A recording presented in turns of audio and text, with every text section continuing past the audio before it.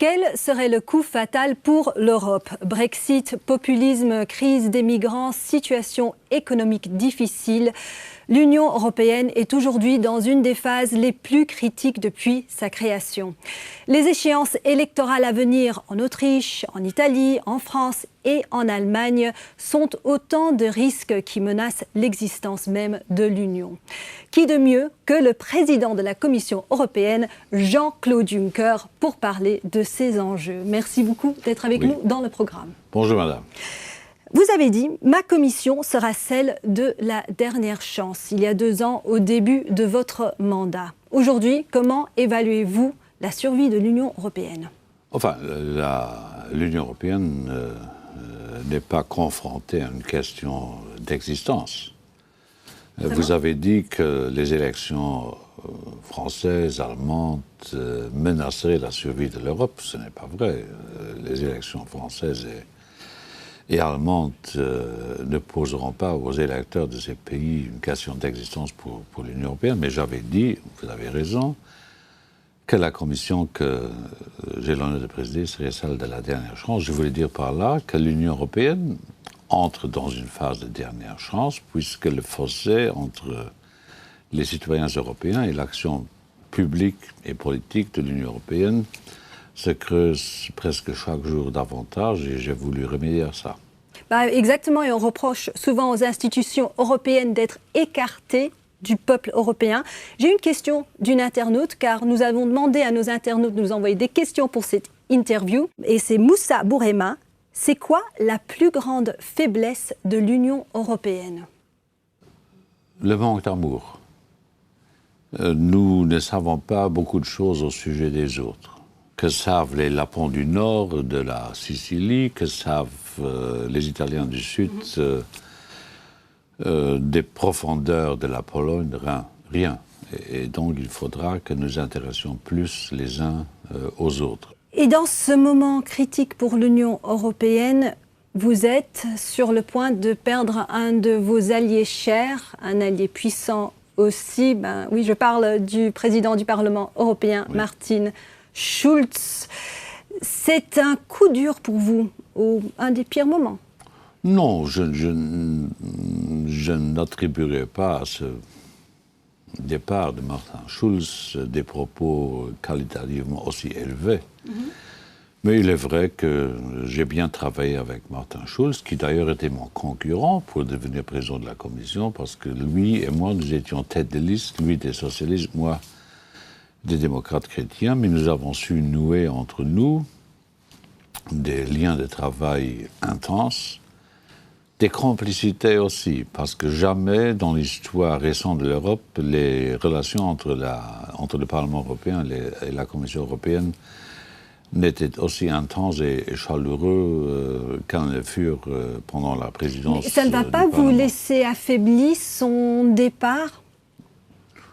Je n'irai pas jusque-là, mais il y aura une complicité qui va me manquer. Nous avons l'impression que l'Union européenne ressemble de plus en plus à un château de cartes. Dans quelques jours, les Autrichiens vont voter dans une élection présidentielle qui pourrait mettre au pouvoir un leader de l'extrême droite. Et ce serait la première fois depuis la Deuxième Guerre mondiale. Et celui-ci évoquerait même un référendum sur l'adhésion à l'Union européenne. Les choses deviennent très inquiétantes, n'est-ce pas ? Mais on ne peut pas nier ni enlever leur droit au peuple d'Europe de s'exprimer par suffrage universel et donc lors de référenda sur leur appartenance à l'Union européenne.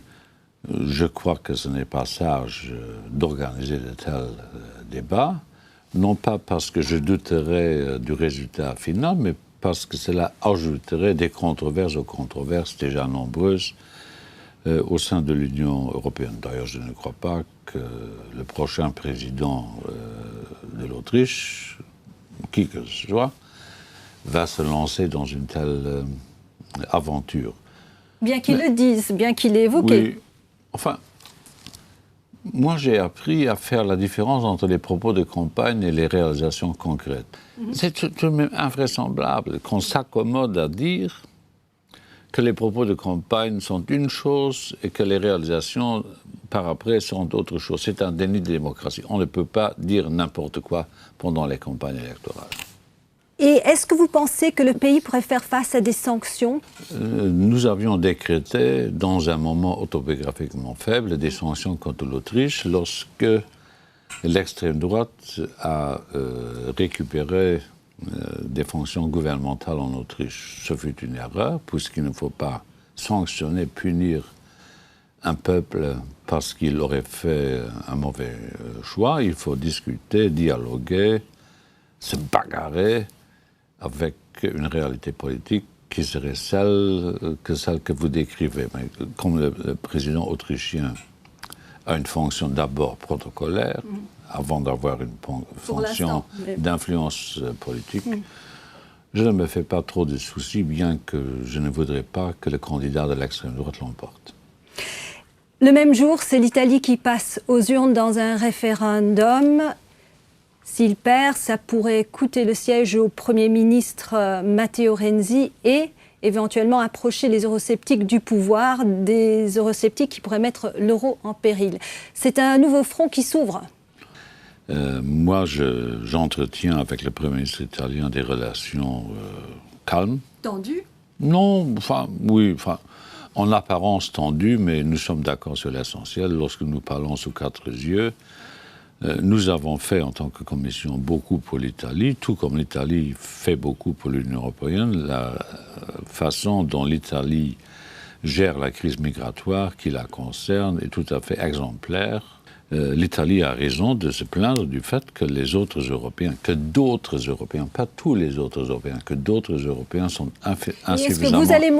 insuffisamment solidaires à l'égard de l'Italie, parce que l'Italie fait d'énormes efforts en matière de crise migratoire et de la gestion de ses conséquences pendant la campagne électorale pour les élections européennes et devant le Parlement européen à de très nombreuses reprises, y compris au moment de mon discours d'investiture.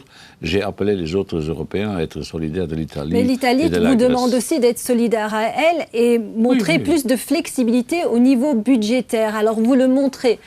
Il semble plus de souplesse au Portugal et à l'Espagne. Est-ce que vous allez montrer cette souplesse par rapport à l'Italie ? L'Italie, en 2015 et 2016, a pu dépenser, sans que nous en tenions compte, au titre du pacte de stabilité, 19 milliards de plus. Si la Commission n'avait pas introduit dans l'arsenal d'interprétation du pacte de stabilité des éléments de flexibilité, l'Italie devrait dépenser 19 milliards de moins qu'elle ne peut le faire à l'heure actuelle. Donc moi, je n'ai pas l'impression que nous serions exagérément sévères à l'égard de l'Italie. Je constate pour le reste que dans d'autres pays, Allemagne, Autriche, Pays-Bas, je suis critiqué pour être trop souple à l'égard de l'Italie. Il faudrait que les États membres se mettent d'accord sur une même analyse. Alors passons à notre élection que j'ai évoquée dans l'introduction de cette interview, parce que, bien sûr, ce sera le tour à la France au mois d'avril. Alors là, j'ai une autre question d'internaute, c'est Robert Biddle. Et lui demande, si Marine Le Pen était élue, cela serait-il le dernier clou dans le cercueil du projet européen ? C'est une hypothèse que je n'envisage pas. Quelle est l'hypothèse que vous n'envisagez pas ? L'hypothèse que Mme Le Pen serait la présidente future de la République française. Elle ne le sera pas. Est-ce que c'est vraiment réaliste, après le Brexit, que vous puissiez dire cela avec autant de certitude ? Écoutez, il ne faut tout de même pas confondre les gens, ni les pays. Le Brexit a d'autres causes profondes que ne pourrait l'avoir une improbable victoire de Mme Le Pen en France. Et donc, il ne faut pas faire un amalgame que je jugerais être dangereux. Vous pensez, si elle était élue, et je pense qu'il faut vraiment prévoir ça comme une possibilité, étant donné les sondages, s'il faut s'y fier ces jours-ci, que... Continuez à vous fier aux sondages. Mais est-ce que l'Union européenne pourrait survivre si elle devenait une présidente ? C'est une question simple. Mais c'est une question qui ne se pose pas. Au mois de septembre, l'Allemagne va aussi avoir une élection. Nous aurons la chancelière allemande Angela Merkel, peut-être en face d'elle, votre allié Martin Schulz. Qui choisirez-vous? Écoutez, à chaque fois que j'interfère dans un débat électoral national ou référendaire national, on me dit de m'occuper de mes propres affaires. À chaque fois qu'il y a des élections dans un pays, on me demande qui choisirez-vous. Je suis démocrate chrétien, donc mon choix serait évident, et cela n'est pas un contre-argument à l'égard de M. Schulz que j'apprécie d'une façon qui parfois gêne les autres démocrates chrétiens. Le Brexit, c'était un référendum qui a changé la donne, qui aurait amené peut-être l'Union au point du non-retour.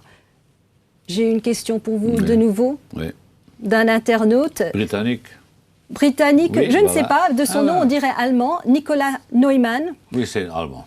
Se demande, Nicolas Neumann se demande si être dur avec la Grande-Bretagne servira d'exemple pour dissuader d'autres prétendants au départ. Non, enfin, je crois que la question ne se pose pas vraiment en ces termes. Moi, je ne suis pas, lorsqu'il s'agit du Royaume-Uni, dans un esprit de revanche. Le suffrage universel britannique s'est exprimé, dont acte. Je ne voudrais pas que d'autres fassent de même, mais à l'égard du Royaume-Uni, il ne faut pas s'installer dans un esprit de revanche. Il faut régler les problèmes qui se posent d'abord aux Britanniques et puis aux Européens, et nous ferons en sorte que les relations entre les îles britanniques et le continent restent harmonieuses, tout en sachant que les Britanniques ne peuvent pas prétendre avoir les mêmes avantages que ne les ont les États membres de l'Union européenne. Alors, où est-ce que vous êtes prêt à lâcher du lest et qu'est-ce qui est non négociable ? Tout d'abord, vous n'êtes pas la première ministre britannique et donc je ne dévoilerai pas devant vous ce que je vais dévoiler, ce que j'ai déjà dévoilé devant la première ministre britannique. Mais il y a une ligne rouge, un red line, comme disent les Britanniques.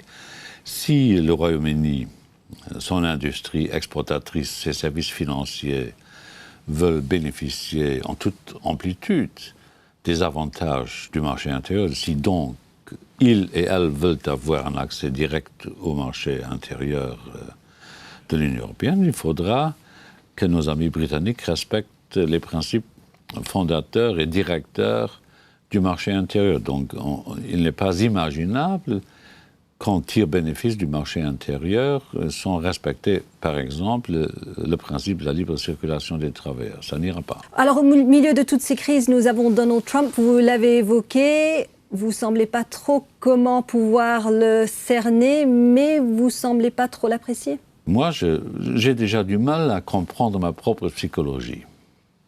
Alors, pourquoi est-ce que je me lancerais dans l'examen de la psychologie des autres? Nous verrons ce que nous verrons. Les relations entre les deux entités, États-Unis et Europe, vont survivre à Et Donald Trump, comment vous l'évaluez? Mais je ne le connais pas. Rares sont les Européens, à part M. Farage, à l'avoir rencontré. Donc, je verrai au moment où j'aurai l'occasion de m'entretenir avec lui plus en détail des grands enjeux de notre époque. Et un de ces enjeux, on pourrait dire peut-être, c'est les relations avec la Russie. Le président Barack Obama et certains dirigeants européens ont dit qu'ils voulaient maintenir les sanctions contre Moscou. Avec Donald Trump au pouvoir dans quelques mois, cela ne devient que court terme. Mais nous ne sommes pas dépendants des décisions de politique extérieure des États-Unis. Les États-Unis feront ce que les États-Unis voudront faire et les Européens ont leurs propres intérêts, leur propre champ d'action à gérer. Vous soutenez le maintien des sanctions. Jusqu'à présent, je ne vois pas d'argument qui plaiderait pour la levée immédiate des sanctions à l'égard de la Russie. Mais je voudrais qu'avec la Russie, nous ayons une entente qui dépasse le cadre ordinaire. Il n'y a pas d'architecture sécuritaire en Europe sans la Russie, il faut le savoir.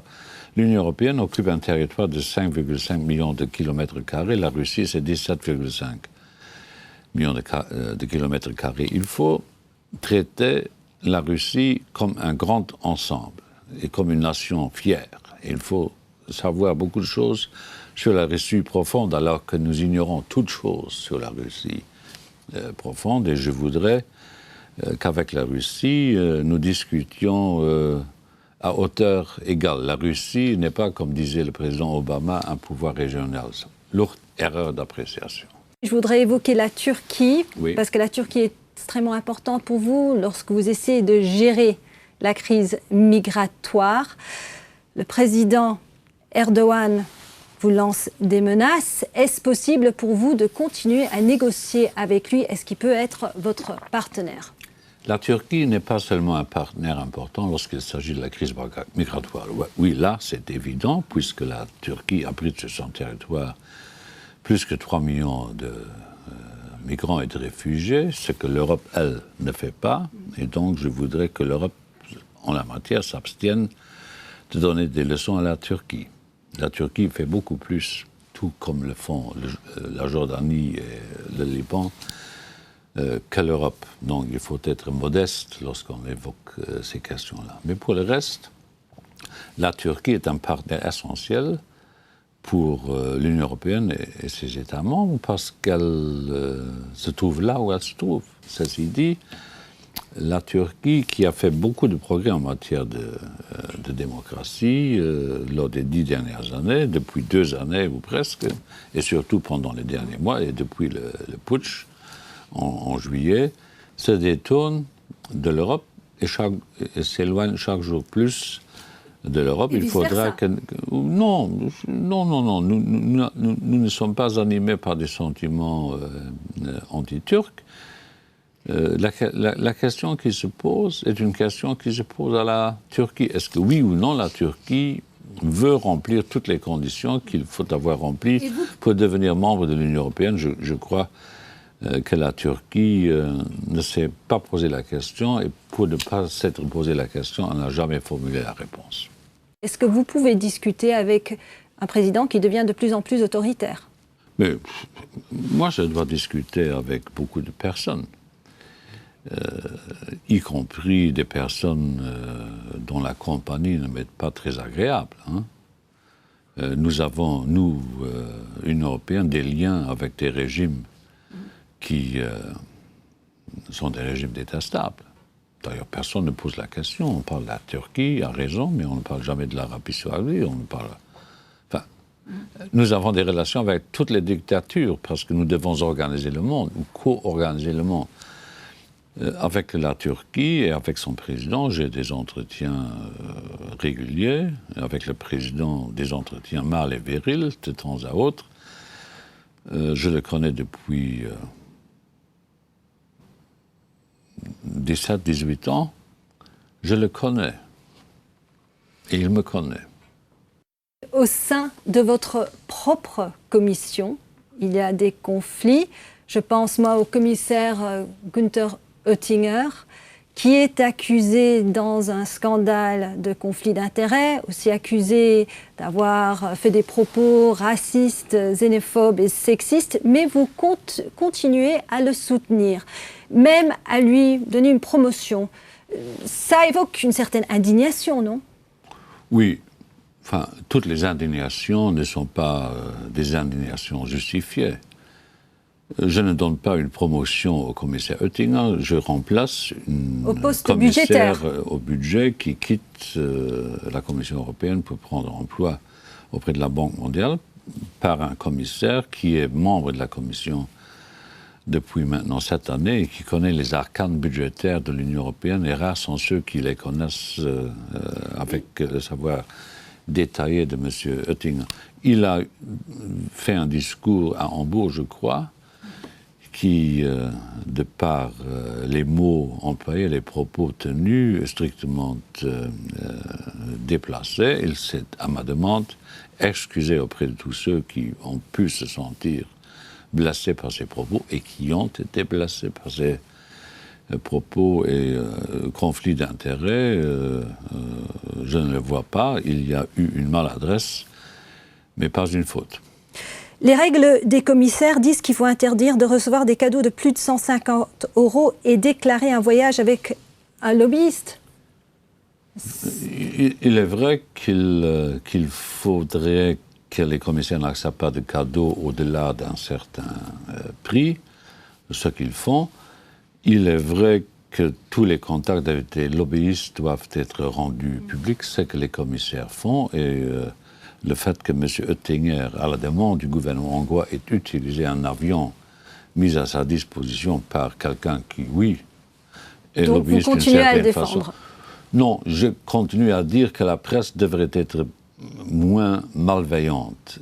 M. Oettinger a répondu à une question parlementaire le 19 mai 2016 ayant trait à ce voyage aujourd'hui critiqué. Pourquoi est-ce qu'après tant de mois, la presse internationale revient sur cette affaire? Vous ne l'aviez pas vu au moment des faits. Parce que vous avez attendu quelques mois avant de répondre. Mais non, mais c'est grotesque, madame. Écoutez, ne jouez pas la journaliste simpliste. Tout était accessible au mois de mai et on revient sur cette affaire. On est revenu, pas pour rentrer dans la polémique, mais je pense qu'on est revenu là-dessus à cause des questions de ces provocations racistes et xénophobes. C'est pour ça que nous sommes revenus sur les dérapages du monsieur Oettinger. Vous voyez l'empire des amalgames. Et nous avons d'ailleurs changé le code de conduite de la Commission, dont on parle très peu. J'ai proposé, j'ai fait en sorte que cela se fasse, que la période de cool-off, je ne sais pas comment dire ça, de refroidissement des commissaires soit portée à 2 ans. Et j'ai proposé, à cause de l'affaire Barroso, d'imposer, ce qui n'est que normal, au président de la Commission, une période de cool-off, de refroidissement de 3 années. Cela va suffire? 3 ans? 3 ans, c'est 36 mois. Et alors finalement, vous êtes à 2 ans de votre mandat, il vous reste 3 ans. Qu'est-ce que vous proposez de faire différemment? Mais nous faisons beaucoup de choses différemment. La commission que j'ai l'honneur de présider a présenté 10 priorités, se concentre sur les grands enjeux de notre époque et ne s'occupe plus des petits problèmes qui peuvent être mieux réglés par les États, par les communes, par les régions. Nous ne voulons pas interférer d'une façon presque obscène dans le quotidien des citoyens européens. Nous nous concentrons sur les grands enjeux, l'Europe digitale, l'Europe numérique, l'union de l'énergie, l'union des marchés des capitaux, la défense européenne, pour autant que cela concerne les compétences de la Commission européenne. Nous sommes d'une grande retenue sur les détails et d'une ultra-présence sur les grands enjeux. Président de la Commission européenne, Jean-Claude Juncker, merci beaucoup d'avoir été avec nous. C'est moi qui vous remercie.